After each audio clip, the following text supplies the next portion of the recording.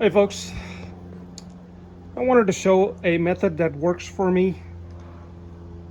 So this is for the home builder who doesn't do this all the time, but every so often you do it and you want to make sure you get it right the first time. So I have this 460 motor on the block, which this applies to any motor. What I'm doing here is a pressure test on the engine stand. It's pretty common sense stuff, nothing too fancy. So all I've done here is used a Home Depot PVC drain cap here, and I've blocked off the lines coming out from the water pump and the intake, and of course that's sealed up.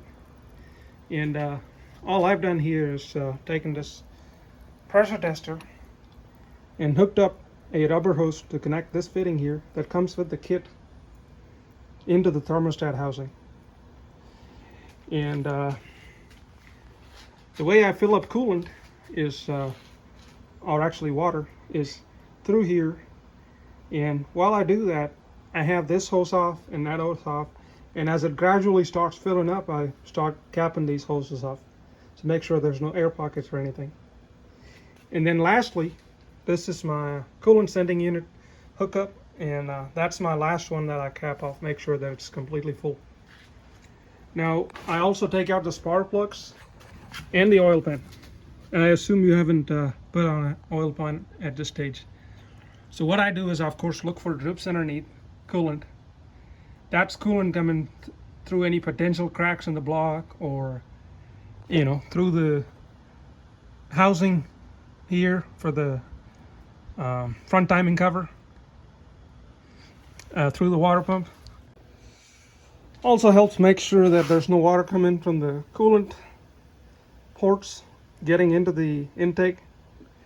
Now, if there was a leak like that, that might take a while to fill up, and so through the cylinder or through the valley pan. Maybe it'll be quicker through the valley pan if it leaks into the valley pan down under the oil pan, but that's just another leak area. And then I also have the spark plugs out, and what I do is use a scope such as this one to look into all the cylinders, make sure that there's no water in there, because obviously if there's water you'll see it at the lowest spot there.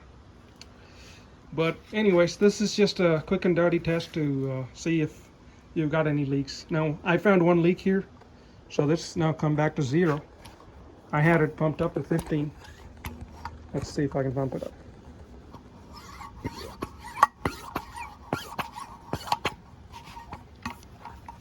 Here, I can't do this with 2 hands.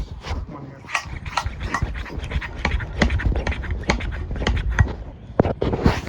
Alright, so now I've pumped it up.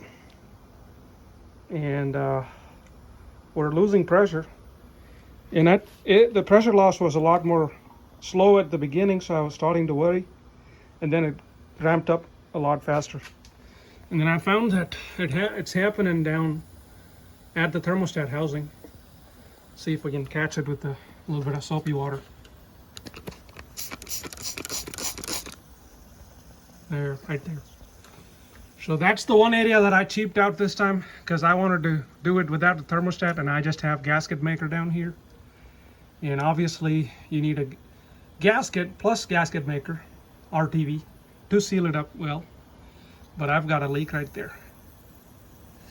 And that's the cause of the leak. Good news is, I've pumped this up like 2 or 3 times now, and I haven't seen any water yet coming from the block or through the cylinder walls. So I think we're good, but I'm going to fix this, pump it back up, and make sure there's no leaks.